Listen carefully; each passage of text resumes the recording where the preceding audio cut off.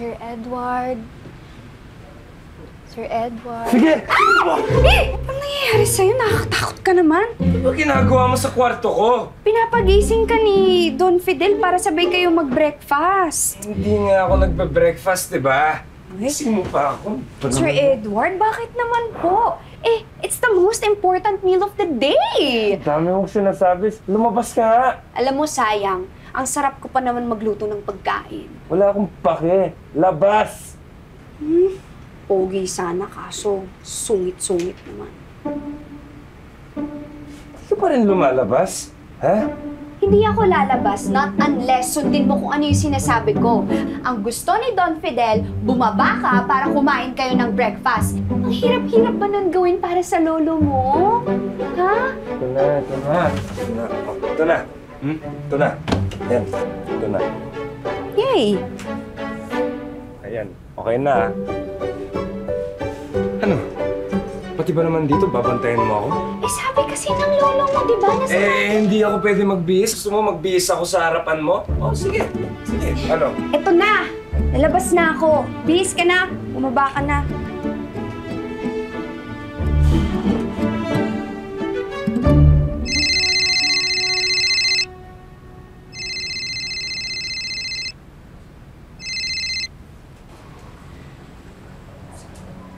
Oh. Julio. Oh, pre, nakalabas ka na pala ng Boys Town. Oo. Dito ako sa mansion. Tutuloy natin yung plano, ha? Ginising mo na ba si Edward? Opo, Don Fidel. Kaso sinigawan niya nga ako eh. Grabe, nanlilisik talaga yung mata niya sa akin, no? Parang konti na lang talaga. Sasakalin niya na ako sa sobrang galit niya. Nino? Yung video po, kinikwento ko lang po kay Don Fidel kung ano nangyari doon. Umpo ka na, Edward.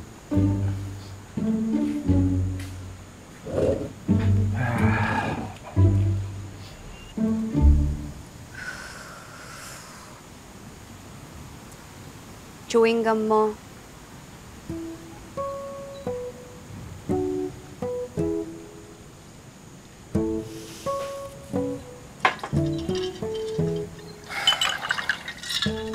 Dapat tayong beer dyan.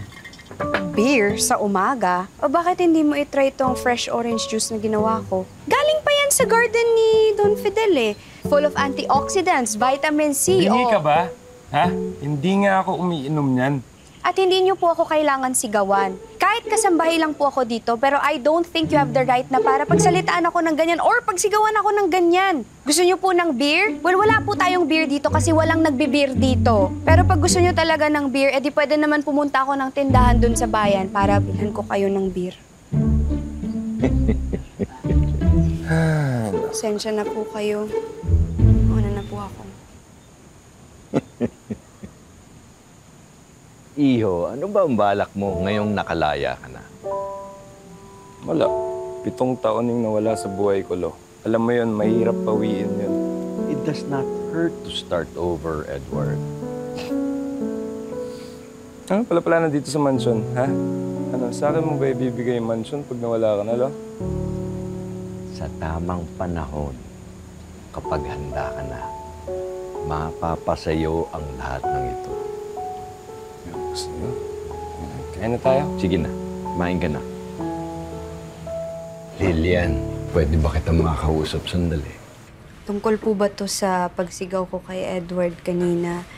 Pasensyaan niyo na talaga ako, Don Fidel, ha? Hindi ko lang talaga napigilan. Hindi ka kailangan mag-sorry. Natuwa nga ako. Ikaw lang ang nakapagpatahimik sa apo ko. Ang totoo, gusto ko nga ipakiusap sa'yo. Nganin po? Natulungan mo ang apo kong magbago. Si Edward, magbabago? Siya lang naman yung ayaw magbago, eh. Lilian, more than anyone, ikaw ang nakakaalam na ang uod sa tamang panahon ay nagiging magandang paru-paro. Lahat nagbabago. Basta nasa tamang paggabay.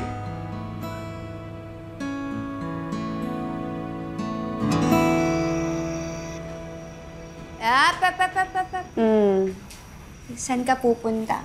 Ganda ng forma mo Sir Edward. Gigimik ba tayo o tatakas? Ano man pakialam mo? Ha?